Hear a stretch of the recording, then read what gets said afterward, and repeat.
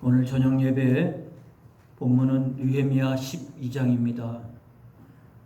본문이 길지만 우리가 27절부터 43절을 중점으로 은혜의 말씀을 나누려고 합니다. 오늘 27절로 43절의 본문 말씀은 바로 성벽을 재건하고 봉헌식을 하는 그런 내용이라고 할 수 있습니다. 그야말로 느헤미야의 시작부터 여기까지 달려온 과정이라고 생각이 되는데, 우리가 시인 서정주님의 국화옆에서라고 하는 시를 잘 알고 있습니다. 한 송이 국화꽃을 피우기 위해서 봄부터 서쪽 새는 그렇게 울었나 보다. 한 송이 국화꽃을 피우기 위해서 먹구름은 천둥은 먹구름 속에서 그렇게 울었나 보다. 이런 시를 우리가 잘 압니다. 한 송이 국화꽃을 피우기 위해서 봄부터 여름 내내 이 모든 과정이 한 송이의 국화꽃을 피우기 위했다고 말하는 시인의 영감같이 오늘 성벽 재건을 마치고 봉헌식을 하는 이 자리에 우리는 1장부터 내용을 쭉 돌아보지 않을 수 없습니다.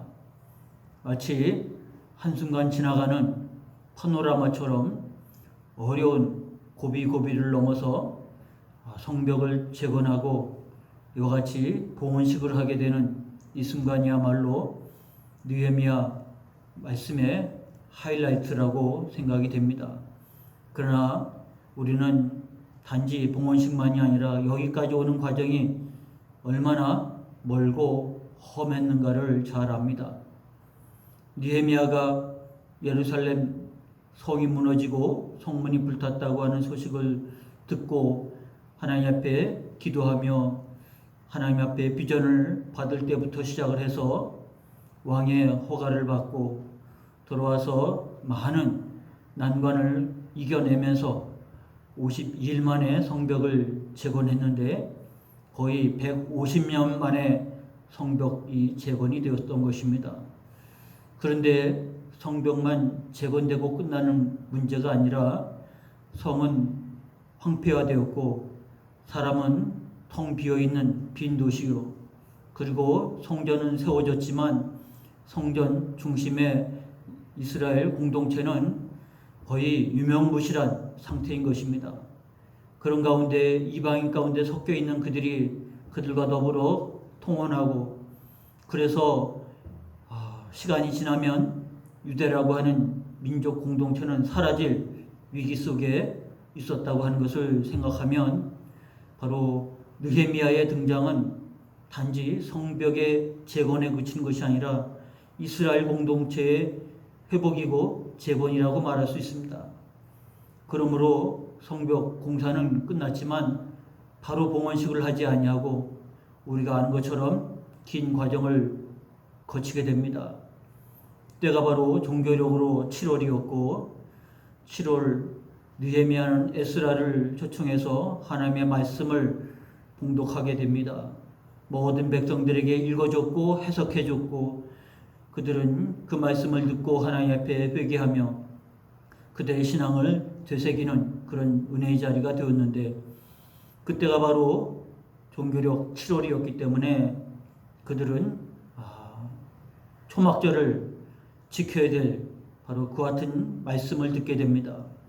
그래서 그들은 긴 준비 끝에 초막절을 보내고 성회를 지킨 다음에 그들은 또 자발적으로 모여서 말씀을 듣는 가운데 진정한 회개운동이 일어났고, 거기에 맞춰서 그들이 말씀대로 살지 못했던 것들을 회개하면서 언약의 백성이 되겠노라고 하는 언약의 재확인하는 바로 그런 의식도 치르게 됩니다. 그러나 현실적인 문제는 예루살렘이 비었다고 하는 것이죠. 예루살렘에서 산다고 하는 것은 얼마나 많은 희생을 치러야 되는지 알지 못하는 상황입니다. 결단하고 헌신하지 않으면 문제를 해결할 수가 없는 것이죠. 그래서 느헤미야는 이렇게 말씀을 듣고 회개하고 하나님의 언약 가운데 살겠노라고 결단하는 그들에게 바로 이 문제를 해결하기 위해서 제비 뽑고 그 중에 10분의 1은 예루살렘에 거주하고 지도자들은 또 당연히 예루살렘에 거주하고 자원하는 자들도 예루살렘에 거주하므로 예루살렘이라고 하는 성의 재건은 성벽 재건만이 아니라 바로 성에 살아가는 자들의 재건이 이루어져야 했다는 사실입니다. 그들의 인원을 추정해 보면 그 딸린 가족까지 해서 한 10,000여 명이 예루살렘 성 안에 거주하는 백성이 되었다고 하는 것을 알게 되면서 훗날 예수님 당시 400년이 지나서 그 예루살렘 도성이 5만 명의 도성이 됐다고 하는 것을 보면 바로 이렇게 헌신하는 자들의 헌신으로 말미암아 예루살렘 성이 진정으로 재건됐다는 것을 알게 됩니다. 이 한 송이 국화꽃을 피우기 위해서 서쪽새도 울고 천둥도 울고 그런 과정에서 한 송이 국화꽃이 피어진 것처럼 오늘 성벽 봉헌식을 하는 이 순간이야말로 수많은 시련 난관들을 극복하고 여기까지 이르게 된 겁니다. 그러나 사실 시간으로 따지면 1년이 채 걸리지 않는 과정에서 이스라엘 공동체는 완전히 껍질을 벗고 새로운 신앙의 공동체로 거듭나는 계기가 되어집니다. 근데 오늘 12장은 바로 봉헌식에 들어가지 아니하고 긴 명단이 나옵니다. 그것은 바로 제사장과 레위인들의 족보를 다시 정리하는 내용인데 다윗 시대 때 다윗은 제사장과 레위인들을 24개의 그룹으로 만들었습니다. 그것을 반차라고 하는데 그래서 그들이 돌아가면서 한 달에 2그룹씩 그래서 24개의 그룹이 1년 내내 성전에서 봉사하는 제사장과 레위 그룹을 만들었던 것입니다. 이제 예루살렘 성이 무너지고 성전이 무너진 것은 눈에 보이는 것이지만 바로 하나님을 섬기는 성전에서 섬기는 제사장 그룹과 레위인 그룹이 흐트러졌고 망가졌는데 바로 그것을 족보 정리를 통해서 다시 회복하는 내용이 바로 오늘 12장 1절부터 내용입니다. 그래서 읽을 때 명단은 지루하기도 하고 이해가 안 되는 부분이긴 하지만 그러나 이스라엘 공동체를 세운 데 있어서 이보다 중요한 것은 없다고 보여집니다. 건물, 성전이 세워지고 예루살렘 성이 세워지는 것 이상으로 중요했던 것은 바로 성전에서 하나님을 섬기는 제사장의 그룹이 회복이 되고 레위인의 그룹이 회복됐다고 하는 것은 지속적으로 이스라엘이 신앙 공동체로 될 수 있는 신앙 공동체로 발전해 갈 수 있는 하나의 밑거름이 됐다고 하는 것이요. 그러므로 이와 같은 명단을 작성하고 그리고 그들의 그룹 사명들을 다시 일깨우는 이 앞에 내용들은 우리가 읽어서는 큰 은혜와 감동이 되지 않지만 그러나 이스라엘 공동체를 세운 데 있어서 이보다 중요한 것은 없다고 보여집니다. 그 작업을 마친 이후에 비로소 성벽 봉헌식을 하게 되는데 내용은 간단합니다. 그들이 근처에 있는 레위인들 중에서 특별히 노래하는 자들, 악기를 연주하고 하나님을 찬송하는 그룹들이 흩어져 있는데 그들을 다 봉헌식을 위해서 불러 모았습니다. 그리고 2그룹으로 나눠서 성을 반바퀴씩 돌아서 한 군데서 만나 봉헌식을 하는 그런 구조로 되어 있습니다. 하나의 그룹은 우리가 아는 것처럼 느헤미야가 이끌었고 또 하나의 그룹은 에스라가 이끌었고 그래서 2그룹이 성을 반바퀴씩 돌아서 나중에 한 군데 성전 앞에서 만나가지고 봉헌식을 하게 되는 내용을 보게 되는 겁니다. 그런데 바로 이것은 하나의 성벽을 세웠다고 하는 기념식이 아니라 진정 이스라엘 공동체를 세웠다고 하는 의식인 것입니다. 그 의식에 바로 성벽을 밟았던 것이지만 그러나 그들이 최종으로는 성전에 모여서 바로 이 봉헌 예식을 거행하게 됩니다. 그것은 신앙 공동체요, 성전 공동체요, 하나님의 세우신 믿음의 공동체로 세워져 가는 것이고, 성벽은 바로 그런 공동체를 보호하는 외형적인 모습이라고 할 수 있습니다. 그들은 이 봉헌식을 하면서 특징적인 것이 두 가지가 나타나는데, 첫 번째는 바로 이 두 그룹으로 나눠서 성벽을 쭉 걸었을 때 그들 앞에서 이끌었던 것은 바로 악기를 연주하고 하나님의 은혜를 노래하는 찬양대가 앞서서 갔다고 하는 것입니다.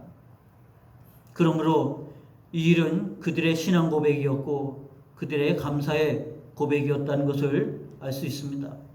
진정 찬송할 수 있는 자, 하나님의 은혜입니다. 하나님의 우리에게 베푸신 하나님의 복입니다. 그들이 수없이 그 찬양을 불렀을 것이고, 그 내용은 우리가 잘 알고 있는 시편의 내용이었을 것입니다. 그들이 함께 모여서 이 익숙한 시편의 찬송을 부르면서 이스라엘의 공동체가 허물어졌었지만 진정 이제는 회복되었음을 선언하고 선포하고, 이것을 통해서 이스라엘 공동체가 세워졌음을 만방에 드러내는 하나의 계기가 되지 않았겠습니까? 뿐만 아니라 두 번째는 그들이 바로 이 찬양을 들으면서 모여 함께 봉헌식을 할 때, 오늘 읽은 43절에 보니까 이날에 무리가 큰 제사를 드리고 심히 즐거워하였으니 이는 하나님이 크게 즐거워하게 하셨음이라. 부녀와 어린아이도 즐거워하였으므로 예루살렘이 즐거워하는 소리가 멀리 들렸느니라.